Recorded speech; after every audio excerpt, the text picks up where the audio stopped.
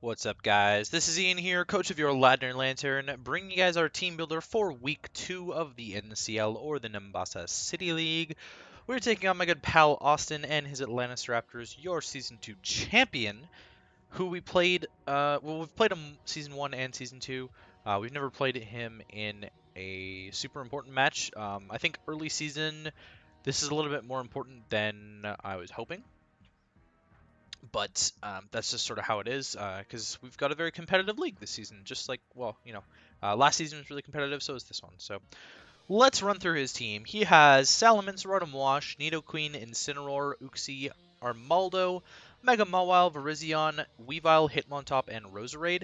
Priority options in Nidoqueen with Sucker Punch, Incineroar with Fake Out, Mega Mawile with Sucker Punch, Weavile with Ice Shard and Fake Out, Hitmontop with Fake Out, Sucker Punch, and Mach Punch.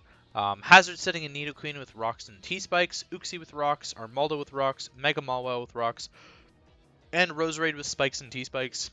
Removal options in Salamence with Defog, Rotom Wash with Defog, Armaldo with Rapid Spin, and Hitmontop with Rapid Spin.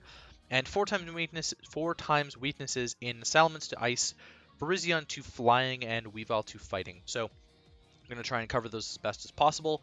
I don't expect Salamence to come, Armaldo, or Virizion. Very interesting, right? I don't expect Salamence to come.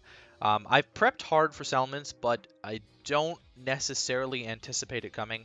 I don't think it has the coverage to beat my team this week. Like, he would probably want to be Z-Fly against my team, but if he runs that set, then Bronzong hard walls it.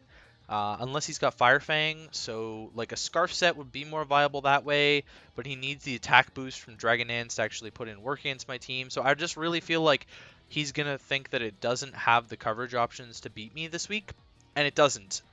It doesn't have enough for my team. And I also showed last week that I'm willing to bring Scarf Rotom Frost against him, and Salamence can't beat Rotom Frost, especially if I'm ICMZ, I just kill it. Even if he's Yashi Berry, it doesn't matter. That thing dies. So, yeah, I'm not sure. If he brings it, it's going to be like a supportive defog set that's specially offensive. That's my prediction, at least. Armaldo I've prepped for, but I don't think that it comes. Like, Hitmontop just looks so much better. And even Hitmontop is very sketchy against my team, so we'll see about that. I just beat fighting types so easily, which is also why I don't think Virizion's coming. Tornadus is such a threat to it. Like, Tornadus by itself really just forces Virizion not to come. But Tornadus, Latias, Whimsicott, and Bronzong all together, that's another reason why I'm not entirely certain on Hitmontop.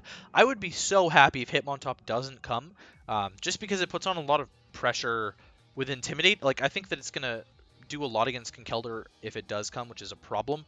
Incineroar, I think, is 100% coming. I think Mega Mawile is 100% coming, and I think Rotom Wash and Nidoqueen are 100% coming. I'm sort of up in the air on, like, Uxie, Roserade, Weavile. I think 2 of them... Uxie, Roserade, Weavile, and Hitmontop. I think 2 of those 4 come. I've prepped for all of them, although Uxie a little bit less than the others, just because I think if he brings it, it's going to be a defensive rocker for him this week. So, let's talk about my team now. I got a lot of help from Jay this week, so big shoutouts to Jay. I'm losing my voice today because I've recorded my red battle, my red season recap, my NPL draft analysis. There's other things too. What else did I record today? NPL draft analysis, red season recap, red. Oh, and my PCL team builder. So yeah, crazy amount of recordings today. All right, Tornadus. U-turn for the pivoting, Rocky Helmet to punish things like the Mega Mawile. I can punish things like the Incineroar a little bit. I can punish the Virizion really hard, and I can punish the Hitmontop. He's definitely going to expect Air Slash on this set. I don't have it, but he's going to expect it. Heat Wave is there for the Mawile, so that I can actually deal with that thing pretty easily, actually, just by firing off a big Heat Wave. I'm a fast taunter, so I can stop things like Uxie. If he runs Mental Herb Uxie, then he's a Lord, but I can stop Spikes from Roserade, I can stop the Nidoqueen from getting up hazards, I can stop the Uxie from setting Trick Room, which is a viable threat against my team.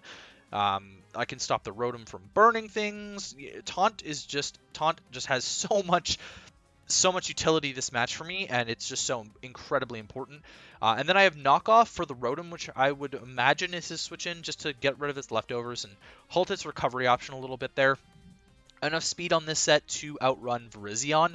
Um, I'm not super scared of it, and I don't need the flying coverage for his team necessarily. It would be great if I had it, but I don't need it necessarily. Heatwave can deal with anything else that's weak to flying on his team. So that's why I'm sort of not really concerned about not having Air Slash. Yeah, so that's what the speed investment's there for, and then I'm max HP and the rest is in defense so that I can eat hits a little bit better. I don't really need the investment to do much with Heatwave, and I'm running a minus attack nature just because I need to get rid of something, but I have knockoff and U-turn on there. I'm not expecting... It's a utility mon this week. It's not offensive like it was last week with the Fire EMZ to take on the Celesteela. It's nothing like that. Whimsicott is next. We are bringing a full asshole set with Subseed, Moonblast, and Defog. Basically, the things that switch in on Whimsicott are like Roserade and Nidoqueen, and I can Subseed on the Nidoqueen for sure. Roserade I don't really want to deal with, but I would probably just switch into something like Tornadus on it anyways, so that's kind of my reasoning behind not having Psychic. Okay, so it was between Psychic and Defog on this. If I had Psychic, I'd, like, obliterate his team with this Mon, but I'm not super concerned. So, yeah, Whimsicott can kind of just sit in front of things, Subseed up on a lot of stuff, and basically just be a huge annoyance to him. I'm hoping that it's not like fodder for something to just kill me, but it could be. Like, I'm really hoping it's not just setup fodder for the Salamence. Although, it might not matter if I hit Leech Seeds, or if I hit one Leech Seed, then it may not matter against the Mence. Yeah, I don't know. We'll see. We'll see how this turns out. It can be kind of a problem for him, or he can deal with it really well. I'm not entirely sure how he'll do that. Obviously, I cannot Subseed on the Weavile or the Incineroar. Weavile may or may not be a problem, but it also could just be very easily dealt with by Moonblast. And Incineroar is definitely a problem. But I can punish the U-turn that I would expect to come out by going into Torn. Or this Entei, which is physically defensive. Grassy MZ Entei. He has 2 switch-ins to Entei on his team. Reliable switch-ins to Entei on his team. His team is so incredibly weak to Entei. He's a lot of physical attackers that don't appreciate a Sacred Fire. I can't imagine you'd ever want to switch in Salamence on an Entei.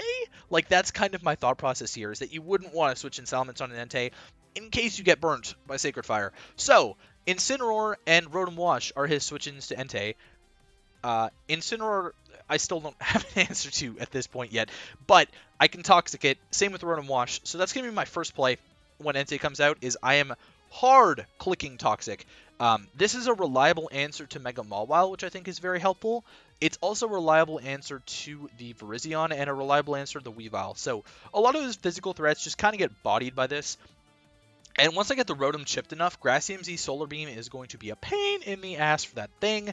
I have Rest on here because we'll talk about it when I get to the Deancey a little bit more, but it's just reliable recovery and lets me run Grassy MZ Solar Beam instead of just running HP Grass, essentially, is what it would be. So that's what that's there for. And then I debated between Lava Plume and Flamethrower. Jay didn't decide. He advised that I go Flamethrower over Lava Plume. I was considering Lava Plume just for the burn chance still on a bunch of the physical attackers, but if Rotom's the switch in, I'd rather Toxic it, so Flamethrower is going to give me a little bit more power, not the burn chance, unfortunately, but I should be able to deal with things essentially not named Nidoqueen on that team. That is pretty much the biggest problem for this Entei, and honestly, Nidoqueen is such a problem for any team. Like, Vortex Nidoqueen kind of bodies my whole roster, so I'm not going to prep for it. That's kind of like how I play the game now, is if something is that strong, I'm just going to pick a sack and try and bring something else into Revenge Kill it. And it seems to be working out, I guess. And people don't seem to be bringing the things that are super strong against me. So, there you go. Deancey's next. Magic, man. Magic told me to bring Ground EMZ Deancey to one-shot the Mawile. I'm not bringing that. Ironhead always one-shots me from Mawile. Even if I'm fully physically defensive, Ironhead is like 170% minimum to this to Deancey. There's no way I'm bringing Z. Like, hello? Anyways, I'm bringing Heal Bell. That's going to cure the rest on the Entei, and hopefully any status that my team gets afflicted by. The only problem is that I'm bringing Guts Kinkelder, so Heal Bell's not great there, but I'm using it mainly to heal up my Entei and then get it back in without having to blow sleep turns. Moonblast bodies so much of this team, honestly. Like, it's so Fairy and Fire Weak that DNC, the combination of DNC plus Entei is just such a big problem for his team to deal with that he just doesn't have answers on paper for DNC plus Entei, because what's his DNC answer? Probably Mega Mawile, which Entei hard checks. His Entei answer may be Salamence, which DNC checks. So, I don't know, it's really hard for him to be able to switch into these mons at the very least. Rocks are going to be super clutch. He does have removal options, but chipping down the Incineroar in particular is so important for this team. And then I've got the Earth Power. It'll hit the Incineroar. It'll hit the Mawile. It should, depending on his HP investment on the Mawile, it should either 2-shot or 3-shot the Mawile. If he's not running bulk on the Mawile, it'll 2-shot it, but if he's not running bulk on it, then that means he's speedy, and I'd have to switch out. And if he is not speedy, then it'll 3-shot it, but it depends on hazard damage and things like that, so that's what's going on there. I'm running a tiny bit of speed investment on this DNC. That is so that I can outspeed the Mega Mawile if necessary. I feel like I have a Trick Room under control at this point anyways, so it wouldn't matter, but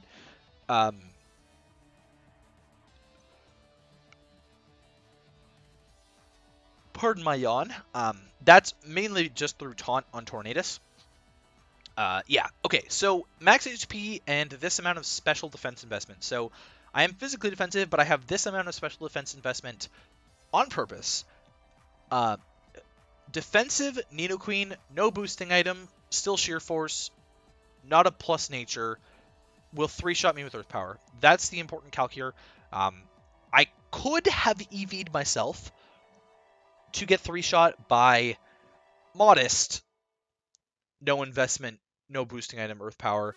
I will get 2-shot always by invested Earth Power anyways. So, like, that calc doesn't matter at all. So I'm calculating around defensive Nidoqueen, which is important. And a big thing to note as well, now that I'm talking about this in particular, his walls do not have recovery on this team. His best recovery is Roost Salamence, Pain Split Rotom Wash, Pain Split Mega Mawile, and Synthesis Roserade, none of which is reliable, and you're not going to bring Synthesis on Roserade in this matchup. I don't think he has the move slots to bring Synthesis Roserade in this matchup, because he needs something to hit Bronzong on that set, so he has to have HP Fire.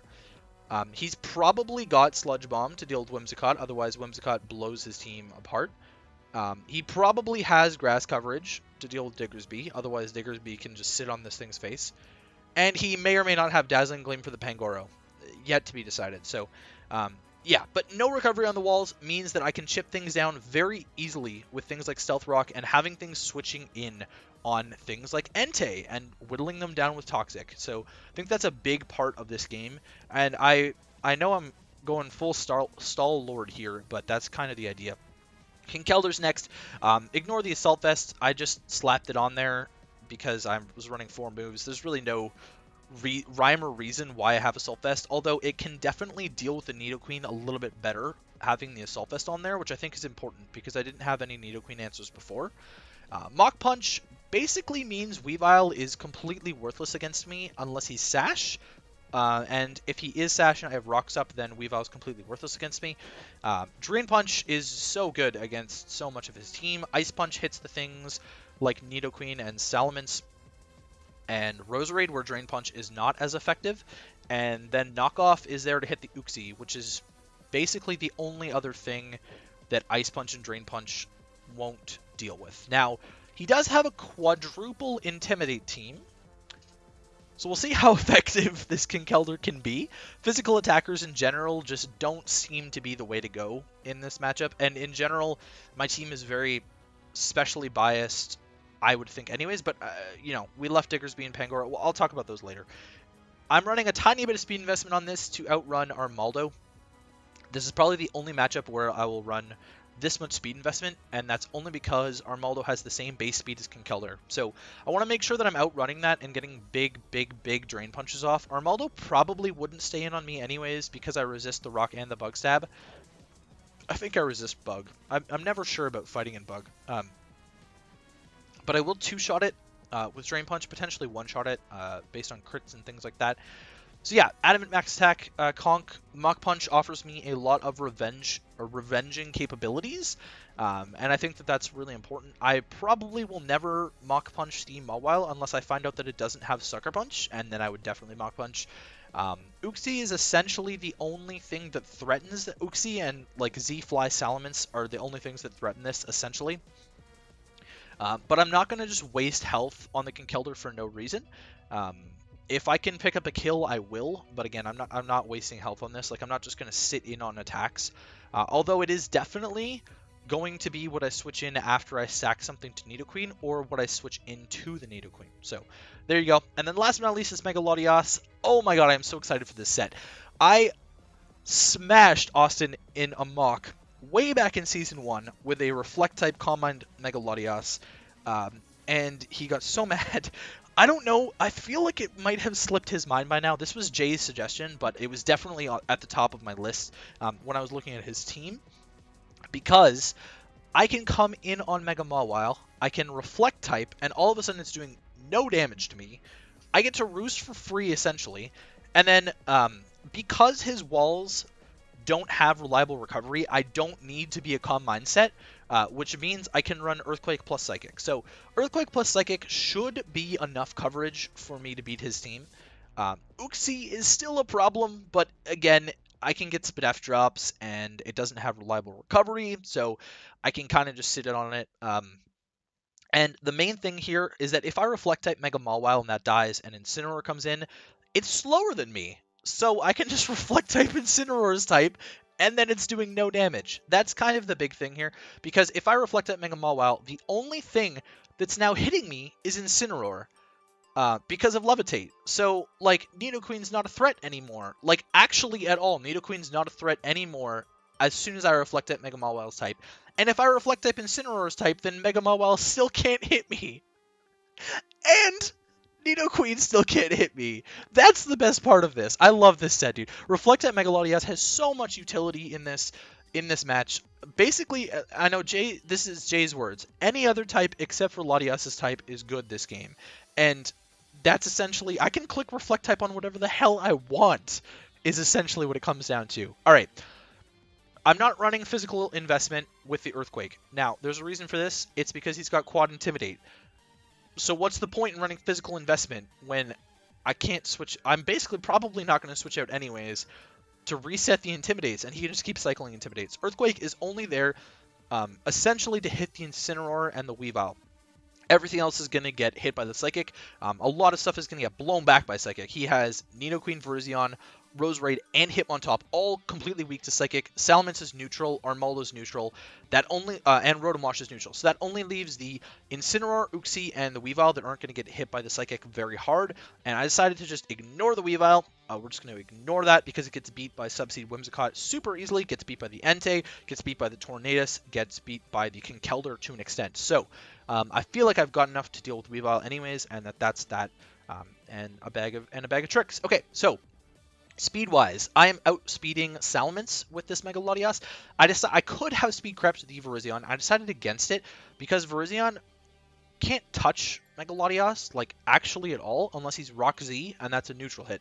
So I don't care about outspeeding Virizion. I don't care about outspeeding Virizion. I figured I'd outspeed the next biggest threat to the Latias, which is the Salamence. Now, I'm not going to Reflect-type on the Salamence, and I kind of have to deal with Salamence earlier rather than later, is kind of what I'm saying here. Unless I can Reflect-type on something else and he brings in Salamence, I can't deal with the Salamence super well as a Dragon type. So I need to be another type, or I need it to be chipped enough to where Psychic can kill it. So because I'm not invested so much, it may matter. Just because I wanted a ton of HP investment to be able to chew hits from things like Incineroar and Mega Mawile when I've Reflect-typed. I do need the speed investment so that I can get guaranteed Reflect-types off. But that's about the extent of it. So yeah, that's the Latias set, running a lot of bulk, a lot of speed, and then just a little bit of special attack investment. The investment offensively is extremely important because even if I wanted to run defensive investment, it's not really going to matter. It's not going to make as much of a difference as having the special investment. So, all right, let's talk about what I'm not bringing. Tentacruel. Tentacruel actually could have worked relatively well against double T-Spike users. And it can sit in on Roserade pretty easily because Roserade has to run like HP ground for it, and I can run a Liquid Ooze set so that Giga Drain isn't doing anything. Nidoqueen is a problem for it, is the biggest issue. Salamence is a problem for it. I can't touch the Mega Mawile, and it kind of just sets up in my face. And despite Incineroar's typing, it kind of just blows me back with Earthquake. Uxie, also another problem for Tentacruel. And yeah, Tentacruel just didn't really feel like it had a great matchup to me. Rotom Wash being his electric, Rotom Wash being his bulky water and his electric, just, yeah, it cucked Tentacruel a little bit. Bronzong, Incineroar is the biggest problem for Bronzong, but he's also got double dark types. So Weavile is a problem for Bronzong too. Now, I don't know if he's going to, so Bronzong's kind of a maybe in his mind, I would guess, because Bronzong can sit in on the Mega Mawile pretty freely unless the Mawile has Knockoff or Fire Fang. And it, like, walls Uxie, it walls Armaldo, it can wall Virizion entirely. It can wall the Nidoqueen, unless it's got Flamethrower. I think Nidoqueen has to have Flamethrower this week. If he's only running 2 attacks, it has to be Earth Power Flamethrower. If he wants to run, like, double hazards 2 attacks, it has to be both of those. Otherwise, he's walled by Bronzong entirely. Salamence and Bronzong is the reason why I think Salamence may not come. It needs too many coverage options to hit the Bronzong. Like, he needs a fire attack on the Salamence to hit the Bronzong. So if it's special, we can definitely expect it to have Fire Blast. Rotom Frost was a big maybe because Ice matches up very, very well against this team, bar the Rotom Wash. And I ended up just not going with it because the rest of the team looked better. Diggersby, again, another mon that could be good here. The biggest issue I found with Diggersby is the double levitators, and Uxie kind of like sat in front of it. Also, quadruple intimidate made it pretty useless. Same deal with Pangoro, although Pangoro's main issue for me this week is that it's a little bit too slow. It would have had to eat a hit every single time that it was getting another hit off, unless I ran Scarf. And if I ran a Scarf set, then I'm losing the immediate power that I would want from like a Life Orb or a Banded set. So, also, Double Fairy. No, he doesn't have Double Fairy. But Mega Mawile is an issue for Pangoro, and yeah, I'm not about dealing with that. And Conkeldurr just filled the role of the fighting type better this week, also not being 4 times weak to the Fairy move. So that is what is up there. That's the team. I've talked for a while about this team. I had a lot of points, so, oh my god, this is almost 23 minutes. I'm going to cut it off right here. See you guys for the battle.